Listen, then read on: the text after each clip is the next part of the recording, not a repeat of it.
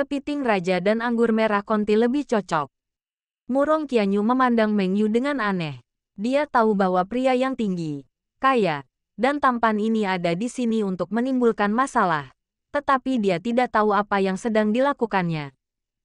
Apakah dia berencana untuk kembali bersama mantan pacarnya? Mustahil.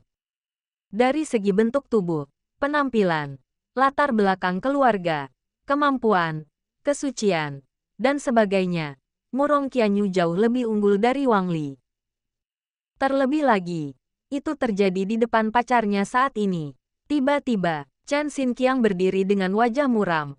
Kakak, tidak apa-apa jika kami memainkan permainan kami sendiri. Tetapi kamu lulus.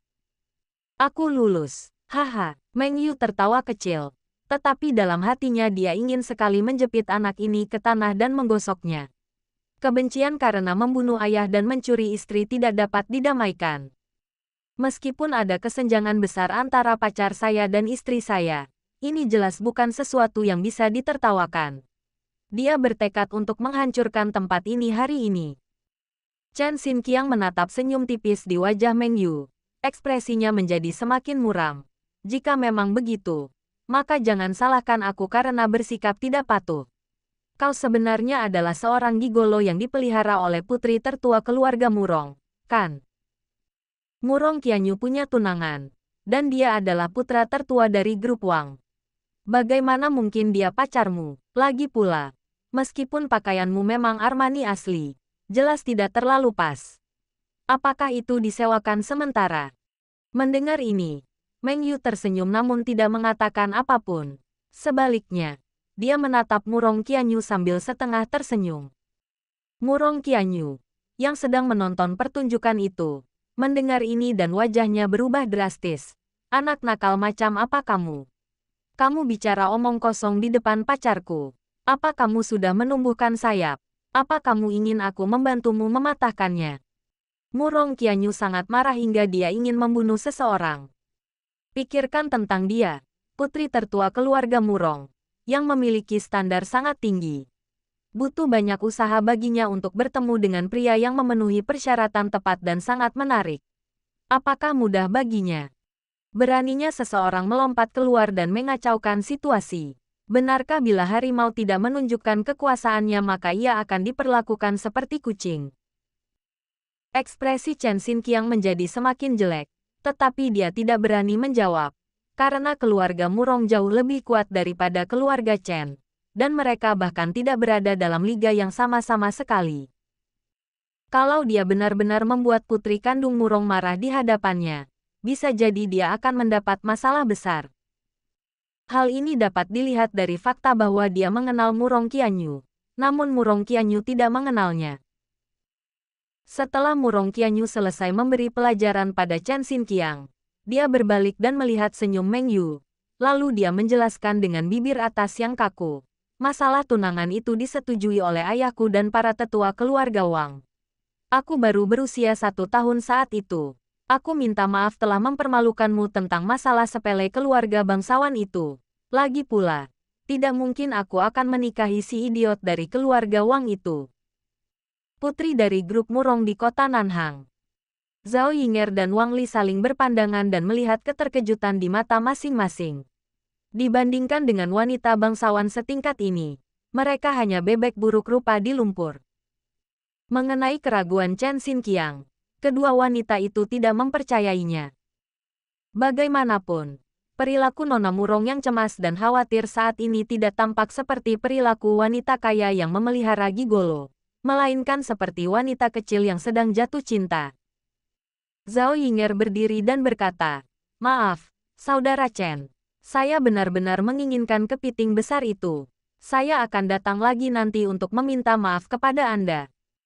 Namun sebenarnya keinginannya terhadap kepiting itu tidak nyata, melainkan ia benar-benar ingin berteman dengan Nona Murong dan pemuda bangsawan ini. Wang Li adalah satu-satunya wanita yang tersisa yang duduk berhadapan dengan ketiga pria itu. Dia hendak bangkit dan mengikuti mereka, tetapi dia ketakutan oleh tatapan tajam Chen Xinqiang dan tidak berani bergerak. Lihat adegan ini, Meng Yu menggoyangkan piala di tangannya, menyeruput sampahnya berwarna merah darah di gelas, dan tersenyum pada dirinya sendiri. Bukan karena Wang Li buta, tapi karena dia memang buta sejak awal. Pelayan, apa minuman terbaik Anda?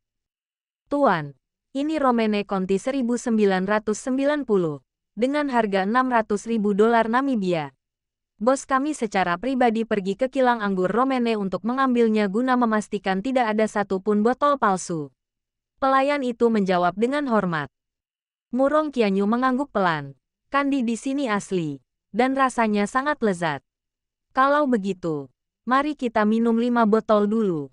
Meng Yu tersenyum acuh tak acuh. Karena itu benar, dia tidak perlu ragu lagi. Lagi pula, kekayaannya telah melampaui kekayaan orang terkaya di dunia. Jadi tidak mungkin baginya untuk begitu pelit dalam hal makanan dan minuman. Terlebih lagi, 3 juta na yuan hanya 0,003 yuan jika dikonversi ke yuan. Apa yang dapat Anda beli dengan jumlah uang yang begitu sedikit di dunia sebelum transformasi sistem? Wu Rui dan Zhao Yinger saling berpandangan dengan ekspresi gembira di wajah mereka. Jika saya dapat meminum sebotol Conti tahun 1990, saya mungkin dapat membanggakannya kepada orang lain selama sebagian besar hidup saya. Wang Li di meja sebelah memiliki pandangan samar di matanya. Dia juga berkesempatan mencicipi kepiting raksasa dan anggur merah Conti. Namun dia segera menerima kenyataan.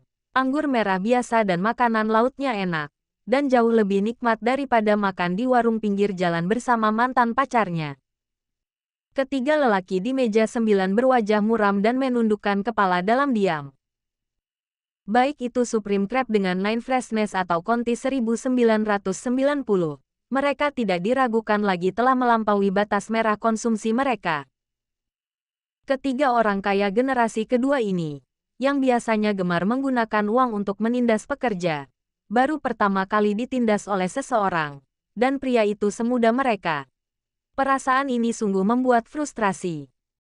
Yang lebih menyakitkan adalah setelah memikirkannya, mereka masih tidak tahu bagaimana mereka telah menyinggung generasi kedua yang super kaya ini.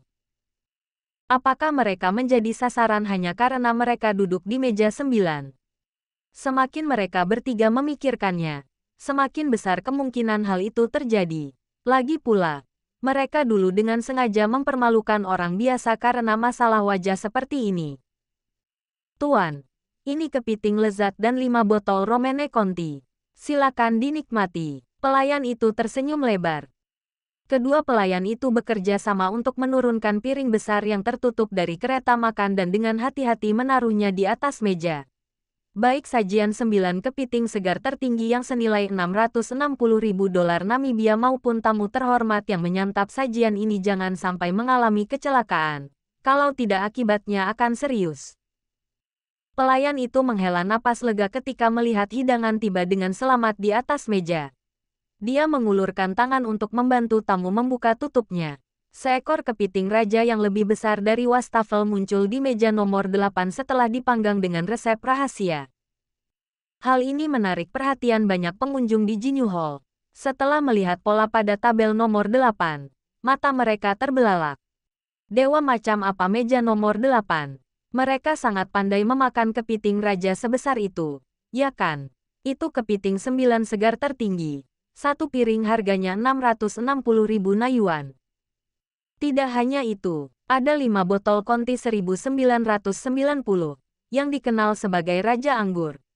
Yang asli sulit ditemukan. Saya benar-benar ingin datang dan mengambil segelas.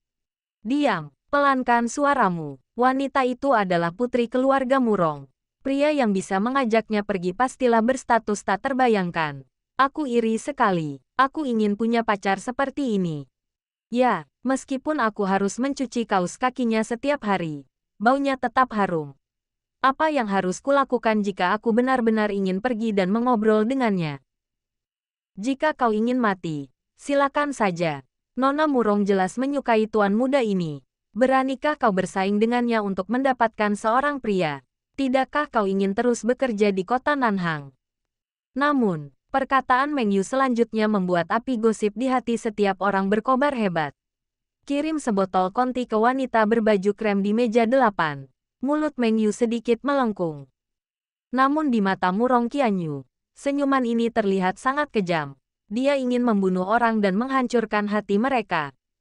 Karena dia mengetahui tujuan Meng Yu datang ke sini, dia kira-kira dapat menebak apa rencana Meng Yu. Namun, semakin kejam balas dendam Meng Yu, semakin ia merasa kasihan terhadap orang terkaya di dunia yang rendah hati ini. Betapa baiknya dia.